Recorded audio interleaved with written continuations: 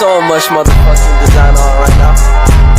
Break it down, bring it back, make it clap. I got 3 old thoughts, new block, where that day. Bitches on my line, and you know. Pikir kritis adalah kemampuan seseorang dalam menganalisis permasalahan serta ide atau gagasan ke arah yang lebih spesifik untuk mencari solusi sesuai nalar dan pengetahuan yang dimiliki.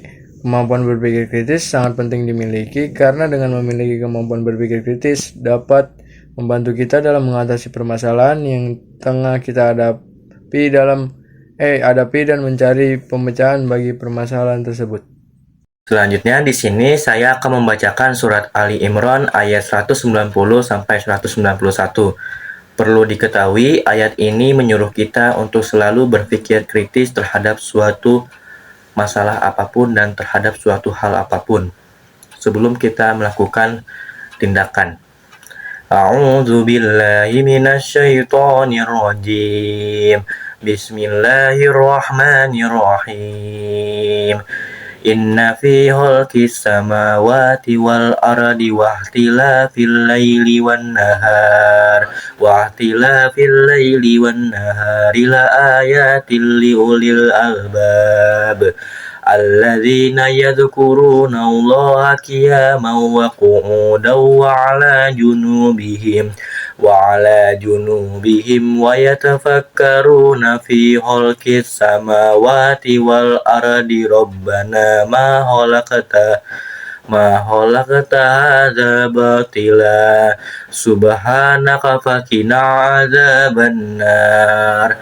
Artinya, sesungguhnya dalam penciptaan langit dan bumi dan pergantian malam dan siang terdapat tanda-tanda kebesaran Allah bagi orang yang berakal, yaitu orang-orang yang mengingat Allah sambil berdiri, duduk, atau dalam keadaan berbaring, dan mereka memikirkan tentang penciptaan langit dan bumi seraya berkata, "Ya Tuhan kami, tidaklah Engkau menciptakan semua ini sia-sia. Maha suci Engkau, lindungilah kami dari azab neraka."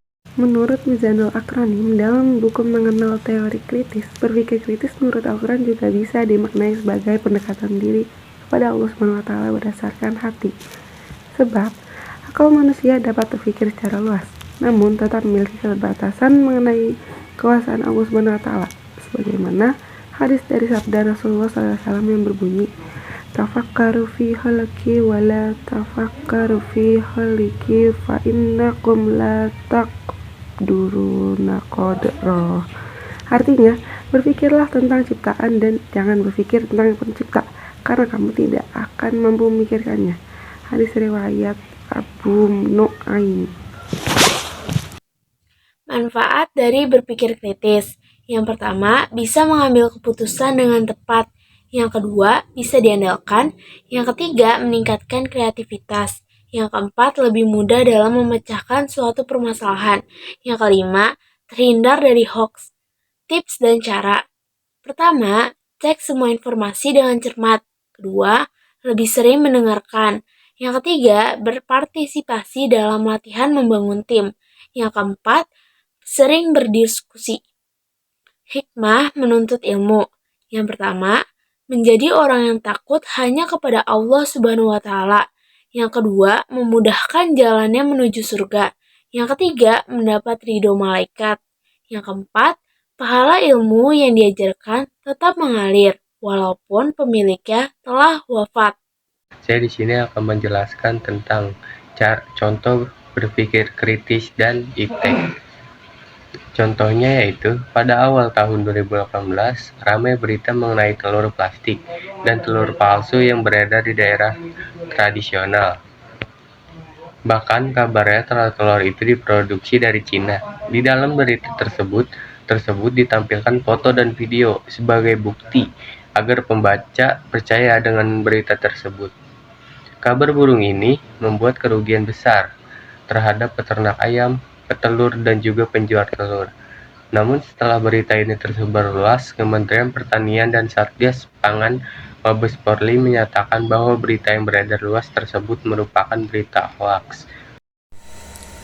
Klasifikasi ilmu. Ilmu fardu ain, ilmu yang wajib dipelajari oleh setiap muslim. Biasanya disebut dengan ilmu agama. ada 3 unsur utama, yaitu akidah, syariah, dan akhlak. Fardu kifayah ilmu yang apabila sudah ada dan sebagian muslim mempelajarinya, maka sudah gugur kewajiban muslim lainnya. Di antaranya ilmu yang dibutuhkan manusia untuk urusan dunia, yaitu ilmu yang merujuk kepada ilmu sains yang diperoleh melalui pengalaman, pengamatan, dan penelitian seperti kedokteran, fisika, kimia, biologi, astronomi, geografi, antropologi, sosiologi, matematika, pertanian, dan lain sebagainya. Kiat dalam menuntut ilmu. Yang pertama ada 1. Penuhi etika dalam menuntut ilmu. 2. Hindari perbuatan maksiat. 3. Mengamalkan ilmu yang sudah didapat. 4. Kiat dalam menuntut ilmu. 5. Memiliki semangat dan kesungguhan dan tidak mudah putus asa. Yang 6. Mau mengajarkan kepada orang lain. 7. Mempelajari biografi orang-orang yang ternama dalam menuntut ilmu.